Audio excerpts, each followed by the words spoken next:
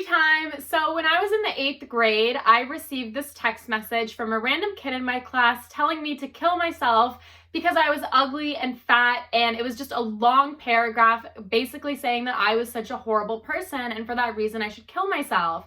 And so this came as a pretty big surprise to me because I wasn't friends with this kid, nor was I enemies with him. We were in two completely different friend groups. We had no mutual friends, and there was no fight or drama that could have instigated him sending me these messages.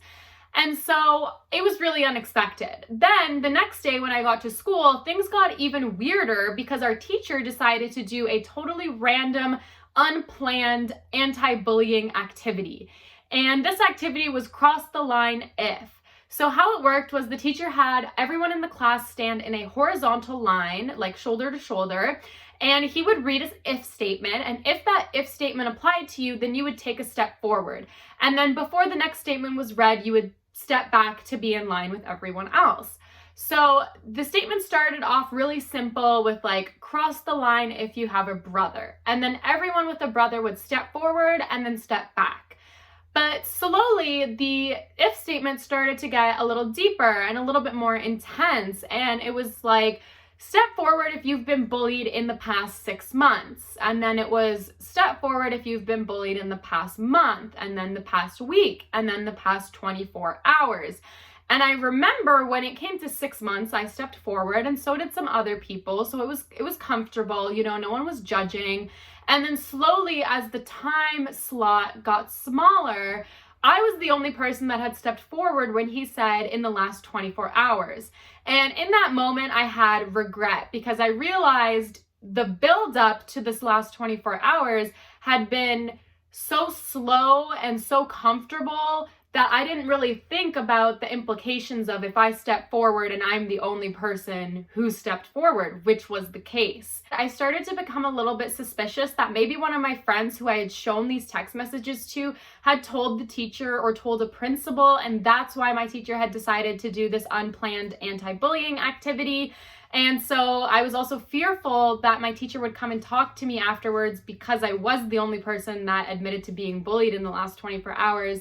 But turns out that none of my friends had told anyone anything, and my teacher didn't even come and talk to me afterwards about the fact that I had admitted to being bullied, which is kind of weird now that I think about it. So anyways, we finished this activity. It gets a little emotional, but no one's like crying or sobbing, but the vibes are just kind of low.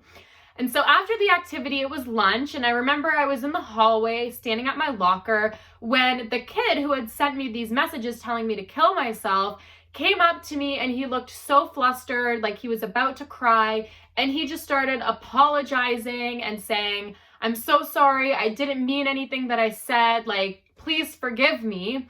And he also asked me to delete the text messages. He said that he had deleted them and he would really appreciate if I could delete them as well.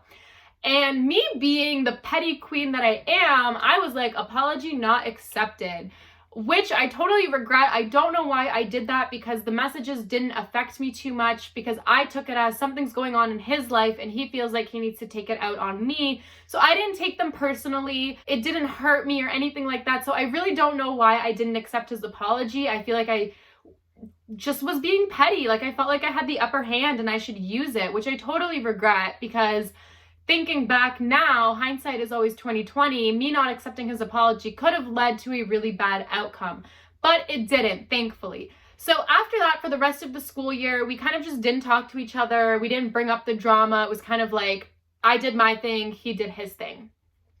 Fast forward 4 years, we're in the same high school. We end up being in the same class for one of our classes and sitting almost right beside each other. And it's really funny because neither of us ever brought up the drama or anything like that, but neither of us had bad blood between one another.